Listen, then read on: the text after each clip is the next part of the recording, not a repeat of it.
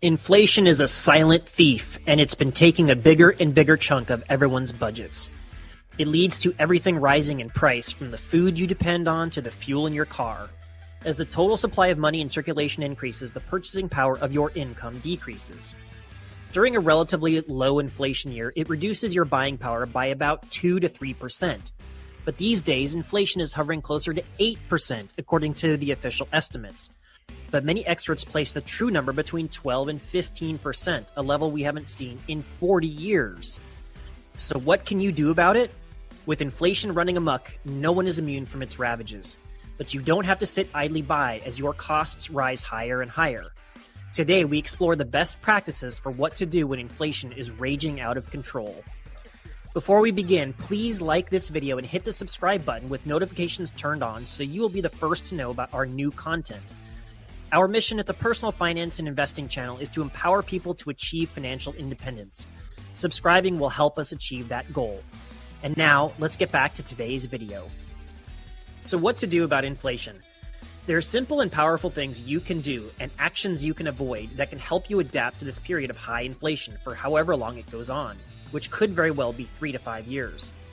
One thing that's easy to overlook with the current fear around climbing prices is that it's not hitting everything equally, and so different homes and industries will feel it differently and need to adapt to their unique situation.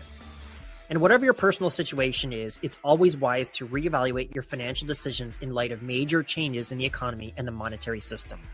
Step number 1, pay off all your debts. Inflation hurts variable rate loans. This covers variable rate credit cards, HELOCs, and mortgages. You can refinance variable rate loans with fixed rate loans or pay them off.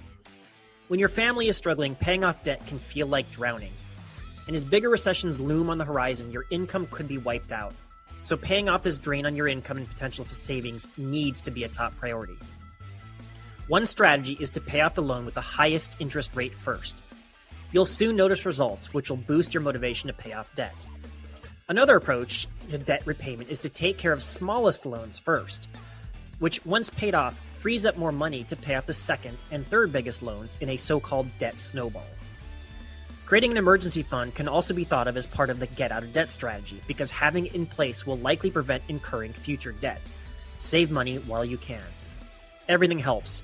A nest egg gives you peace of mind knowing you can handle an unexpected car or house repair without going into debt. Step number 2, save on energy. With rising expenditures and inflation, many seek cost-cutting methods. Reducing utility use is an old savings method.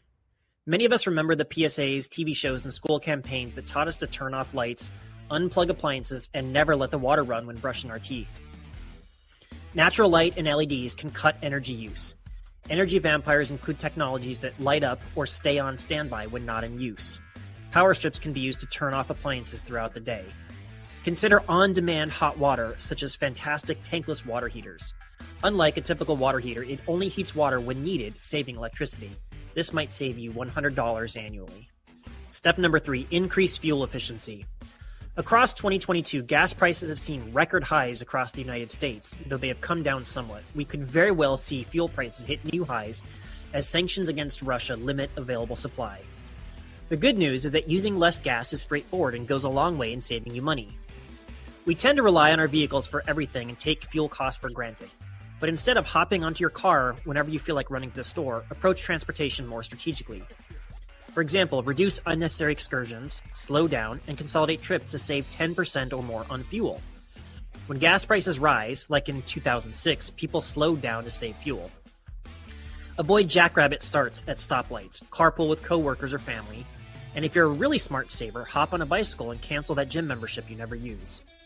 Speaking of dropping expensive memberships, that brings us to our next inflation-fighting tip. Step number 4, cut out subscriptions. Monthly subscriptions and streaming services are likely wasteful. Believe it or not, the average household pays around $55 a month for 4.5 different subscriptions and services. $55 a month is over $600 a year. Canceling unneeded subscriptions is a good way to cut expenditures amid rising prices. A good way to stay on top of your subscriptions is with a personal finance app like Mint. Mint connects to your bank and credit card accounts to search for subscriptions you're paying for so you can zero in on the ones you aren't using and cancel them. Some apps, like Trim, can even help you negotiate better cable, internet, and phone costs to save money and reduce bank fees. On top of that, switching banks or moving to a credit union can reduce banking fees. Members of credit unions tend to get better savings rates and reduced fees. And if you're struggling with less than stellar credit, credit unions are attractive since they often have competitive borrowing rates. Step number 5, budget for investments. Some consider rising prices the worst time to invest. Why invest when monthly bills are rising?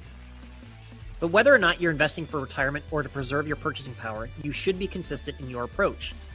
For example, gold has been used as a store of value for millennia. Over the 20-year period between August 2002 and August 2022, the price of gold has increased by 9.48% each year on average. Dividend-paying companies are another great way to boost your income.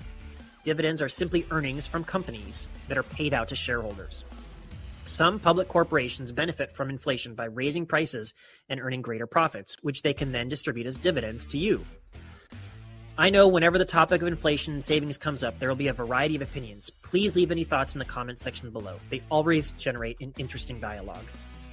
Let us know what you think in the comment section below. Also, let us know if you have a specific topic or question you want us to address in future videos.